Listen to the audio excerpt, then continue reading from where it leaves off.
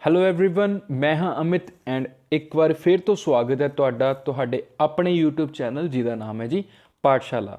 ਸੋ ਅੱਜ ਇੱਕ ਨਵੀਂ ਡਿਫਰੈਂਟ ਵੀਡੀਓ ਲੈ ਕੇ ਆਇਆ ਤੁਹਾਡੇ ਲਈ ਜੋ ਹੈ ਬਿਲਕੁਲ ਪਹਿਲਾਂ ਨਾਲੋਂ ਡਿਫਰੈਂਟ। ਉਹ ਹੈ ਜੀ ਇੰਡੀਅਨ ਪੋਲਿਟੀ ਦੇ ਉੱਤੇ। ਸੋ ਇੰਡੀਅਨ ਪੋਲਿਟੀ ਨੂੰ ਬੱਚਿਆਂ ਨੇ ਬਹੁਤ ਪੜ੍ਹਿਆ, ਲੇਕਿਨ ਇਸ ਵੀਡੀਓ ਦੇ ਵਿੱਚ ਤੁਹਾਨੂੰ ਮਿਲਣਗੇ ਕੁਝ ਇੰਪੋਰਟੈਂਟ ਮਹੱਤਵਪੂਰਨ ਕੁਐਸਚਨਸ ਜਿਹੜੇ ਕਿ 30 ਮਹੱਤਵਪੂਰਨ ਕੁਐਸਚਨ ਮੈਂ ਤੁਹਾਡੇ ਲਈ ਲੈ ਕੇ ਆਇਆ।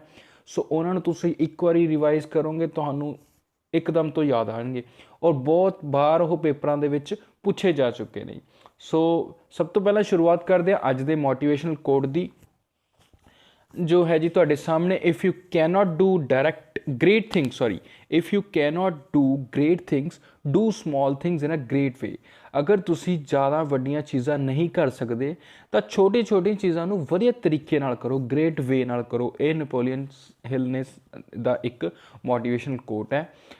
आई होप कि पसंद आया होगा। अगे शुरुआत करते हैं अज के पहले क्वेश्चन की। Who termed article 32 as a soul of Indian constitution. Very very very important question जो पहला है कि इन्होंने टर्म दी सी सोल ऑफ इंडियन कॉन्स्टिट्यूशन की आर्टिकल 32 नूं। सो आंसर आ जाएगा जी doctor BR Ambedkar. Second one है the constitution of India was first amended in. ਕਿਹੜੀ ਸਨ ਦੇ ਵਿੱਚ ਕੀ ਹੋਇਆ ਸੀ ਪਹਿਲੀ ਵਾਰ ਕੌਨਸਟੀਟਿਊਸ਼ਨ ਨੂੰ ਕੀ ਕੀਤਾ ਸੀ, ਅਮੈਂਡ ਕੀਤਾ ਗਿਆ ਸੀ। ਪਹਿਲੀ ਅਮੈਂਡਮੈਂਟ ਕਿਹੜੇ ਸਨ 'ਚ ਹੋਈ ਸੀ ਜੀ? ਉਹ ਪਹਿਲੀ ਅਮੈਂਡਮੈਂਟ ਹੋਈ ਸੀ 1951 ਦੇ ਵਿੱਚ। ਥਰਡ ਕੁਐਸਚਨ ਆ ਗਿਆ which house is known as the people's house. ਕਿਸ ਹਾਊਸ ਨੂੰ ਪੀਪਲ ਹਾਊਸ ਕਿਹਾ ਜਾਂਦਾ? ਲੋਕ ਸਭਾ ਜਾਂ ਰਾਜ ਸਭਾ? ਦੋਨਾਂ ਦੇ ਵਿੱਚੋਂ ਆਨਸਰ ਕੀ ਆ ਜਾਊਗਾ ਜੀ ਤੁਹਾਡਾ? ਲੋਕ ਸਭਾ, ਯਾਨੀ ਕਿ ਲੋਅਰ ਹਾਊਸ ਨੂੰ ਕਿਹਾ ਜਾਂਦਾ ਹੈ people house. So who can dissolve लोक सभा? Important question. कौन है जो वो लोक सभा नू भंग कर सकता है, डिजोल्व कर सकता है? सो आंसर आ जाएगा जी president only. Fifth question which state has maximum number of members in a Lok Sabha. लोक सभा दे विच किहड़ी इहो जी स्टेट आ जिहदे विच सब तो ज़्यादा मैंबर ने लोक सभा दे? सो वो हैगी है स्टेट जी, सबनों मोस्टली क्वेश्चन पता होगा आंसर इहदा उत्तर प्रदेश इहदा आंसर है जी। 80 जिहड़ियां ये सीटां वो हैगियां ने, ठीक है जी। सो नैक्सट वन है sixth question which is known as permanent body of parliament. Parliament दी परमानेंट बॉडी किहनूं कहा जाता है? तो परमानेंट बॉडी किहड़ी है? राज्य सभा। बिकॉज वो कभी भंग नहीं हुंदी और डिजोल्व नहीं हुंदी, ਉਹਨੂੰ परमानेंट बॉडी कहा जाता। टैंपरेरी बॉडी किहनूं कहा जाती? लोक सभा नूं कहा जाता। हर साल 5वें साल वोटां हुंदियां ने लोक सभा दे विच। What is the minimum age to become the Rajya Sabha member. राज सभा का मैंबर बनने लई घट्टो घट्ट जिहड़ी एज है वो कितनी होनी चाहिए है? घट्टो घट्ट 30 साल की एज राज्य सभा के मैंबर बनने लई होनी चाहिए, लाजमी होनी चाहिए जी। 8th क्वेश्चन तुहाडे सामने what is the minimum age to become the Lok Sabha member.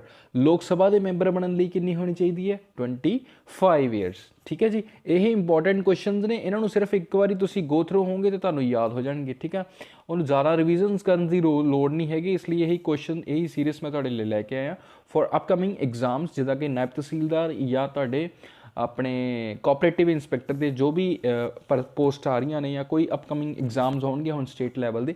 सो उस दे विच ये तुहाडे लई बहुत इंपॉर्टेंट होंगे।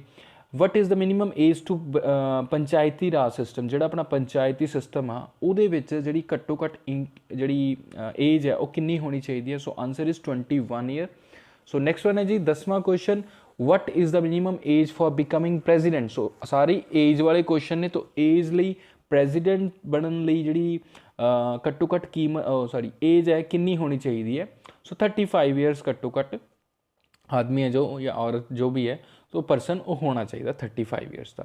सो 11वां क्वेश्चन है तुहाडे सामने जी in which year Panchayati Raj system was establish. पहली बारी किहड़े साल दे विच सब तो पहला इस्टैबलिशमेंट हुई किहदी जी? पंचायती राज सिस्टम दी। पंचायती राज सिस्टम किहड़े साल च सन होया शुरू होया? 1959 इन राजस्थान। राजस्थान दे विच यह सब तो पहला इस्टैबलिश होया, ठीक है, 1959 दे विच, ठीक है। सो ये डैश डैश पाई है, डैश डैश दे विच मैं पुछना चाहना तुहानूं कमेंट सैक्शन च किहड़ी ओह कमेटी सी जिस दे थ्रू यह पंचायती राज सिस्टम सी जिहड़ा इस्टैबलिश होया सी, किहड़ी कमेटी सी? उस कमेटी का नाम तुसीं ਕਮੈਂਟ ਸੈਕਸ਼ਨ 'ਚ ਜ਼ਰੂਰ ਦੱਸਣਾ ਜੀ। ਸੋ 12ਵਾਂ ਕੁਐਸਚਨ ਤੁਹਾਡੇ ਸਾਹਮਣੇ ਹੈਗਾ, how much percentage seats reserve for women in panchayat. So Panchayati Raj system ਆ ਜਿਹੜਾ, ਉਹਦੇ ਵਿੱਚ ਪੰਚਾਇਤ ਦੇ ਵਿੱਚ ਕਿੰਨੀਆਂ ਪਰਸੈਂਟ ਸੀਟਾਂ ਨੇ ਜਿਹੜੀਆਂ ਉਹ ਵੂਮੈਨ ਲਈ ਕੀ ਹੁੰਦੀਆਂ ਨੇ, ਰਿਜ਼ਰਵ ਹੁੰਦੀਆਂ ਨੇ। ਸੋ ਆਨਸਰ ਇਹਦਾ 33%। 13th ਕੁਐਸਚਨ ਹੈ ਤੁਹਾਡੇ ਸਾਹਮਣੇ, ਯੂਨੀਅਨ ਬਜਟ ਜਾਂ ਫਿਰ ਐਨੂਅਲ ਫਾਈਨੈਂਸ਼ੀਅਲ ਸਟੇਟਮੈਂਟ ਜਿਹਨੂੰ ਕਿਹਾ ਜਾਂਦਾ। ਯੂਨੀਅਨ ਬਜਟ ਐਕਚੁਅਲੀ ਦੇ ਵਿੱਚ ਯੂਜ਼ ਨਹੀਂ ਕੀਤਾ ਜਾਂਦਾ ਕਨਸਟੀਟਿਊਸ਼ਨ ਦੇ ਵਿੱਚ, ਐਨੂਅਲ ਫਾਈਨੈਂਸ਼ੀਅਲ ਸਟੇਟਮੈਂਟ ਯੂਜ਼ ਕੀਤਾ ਜਾਂਦਾ। ਸੋ ਕਿਹੜੇ ਆਰਟੀਕਲ ਦਾ ਉਹ ਪਾਰਟ ਹੈ, ਕਿਹੜੇ ਆਰਟੀਕਲ ਦੇ ਵਿੱਚ ਉਹ ਆਉਂਦਾ।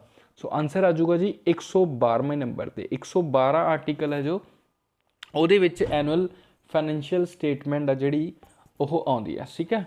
ਸੋ ਨੈਕਸਟ ਕੁਐਸਚਨ ਹੈ 14th question, money bill is defined in which article. Money bill ਹੈ ਜੋ ਉਹ ਕਿਹੜੇ ਆਰਟੀਕਲ ਦੇ ਅੰਡਰ ਆਉਂਦਾ ਹੈ। ਸੋ ਆਰਟੀਕਲ 110 ਦੇ ਅੰਡਰ ਆਉਂਦਾ ਹੈ, ਵੈਰੀ ਇੰਪੋਰਟੈਂਟ। ਅਗਲਾ ਕੁਐਸਚਨ ਵੀ ਇੰਪੋਰਟੈਂਟ ਹੋਣ ਜਾ ਰਿਹਾ ਬਿਕੋਜ਼ ਇਹ ਵੀ ਬਹੁਤ ਸਾਰੇ ਕੁਐਸਚਨਾਂ ਦੇ ਆਨਸਰ ਜਿਹੜੇ ਤੁਹਾਡੇ ਐਗਜ਼ਾਮਸ ਹੁੰਦੇ ਨੇ ਉਸ 'ਚ ਪੁੱਛੇ ਜਾ ਚੁੱਕਿਆ ਹੈ। So protection of monuments and forest is defined in which article. ਕਿਹੜੇ ਆਰਟੀਕਲ ਦੇ ਵਿੱਚ ਪ੍ਰੋਟੈਕਸ਼ਨ ਆਫ ਮੋਨੂਮੈਂਟਸ ਤੇ ਫੋਰੈਸਟ ਬਾਰੇ ਦੱਸਿਆ ਜਾ ਚੁੱਕਿਆ। ਸੋ ਆਨਸਰ ਇਹਦਾ ਆ ਜਾਏਗਾ ਜੀ 48A 48A ਆਰਟੀਕਲ ਦੇ ਵਿੱਚ, ਠੀਕ ਹੈ ਜੀ। ਸੋ 16ਵਾਂ question, the right to equality comes under which article.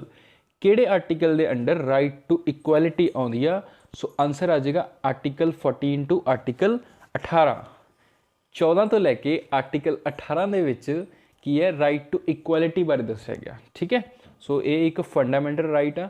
Who can remove the chairperson of state PCS। Chairperson ਆ ਜਿਹੜਾ PCS ਦਾ, ਉਹਨੂੰ ਕੌਣ ਰਿਮੂਵ ਕਰ ਸਕਦਾ, ਉਹਨੂੰ ਸਿਰਫ ਤੇ ਸਿਰਫ ਪ੍ਰੈਜ਼ੀਡੈਂਟ ਰਿਮੂਵ ਕਰ ਸਕਦਾ, ਠੀਕ ਹੈ ਜੀ।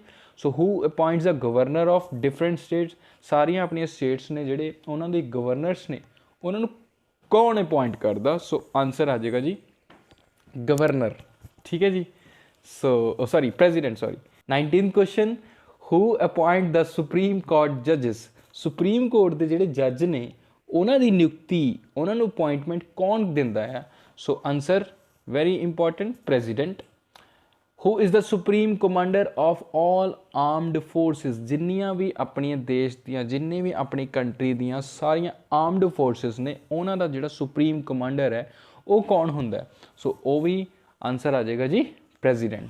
ਇੰਪੋਰਟੈਂਟ ਕੁਐਸਚਨ ਬਣਦੇ ਨੇ ਸਾਰੇ ਸਾਰੇ ਐਗਜ਼ਾਮ 'ਚ ਆ ਚੁੱਕੇ ਨੇ, ਠੀਕ ਹੈ। ਸੋ ਨੈਕਸਟ ਵਨ ਹੈ, which article can't be removed even in emergency. ਚਾਹੇ ਤੁਹਾਡੇ ਦੇਸ਼, ਚਾਹੇ ਤੁਹਾਡੇ ਸਟੇਟ ਦੇ ਵਿੱਚ ਐਮਰਜੈਂਸੀ ਲੱਗ ਜੇ, ਕਿਹੜਾ ਇਹੋ ਜਿਹਾ ਆਰਟੀਕਲ ਆ ਜਿਹੜਾ ਕੀ ਹੈ ਰਿਮੂਵ ਨਹੀਂ ਹੁੰਦਾ। ਸੋ ਆਨਸਰ ਆ ਜਾਏਗਾ ਆਰਟੀਕਲ 21, ਰਾਈਟ ਟੂ ਲਾਈਫ। ਆਪਾਂ ਨੂੰ ਜਿਉਣ ਦਾ ਅਧਿਕਾਰ ਹੈਗਾ, ਇਹ ਕਦੀ ਖੋਇਆ ਨਹੀਂ ਜਾ ਸਕਦਾ ਆਪਣੇ ਤੋਂ, ਠੀਕ ਹੈ।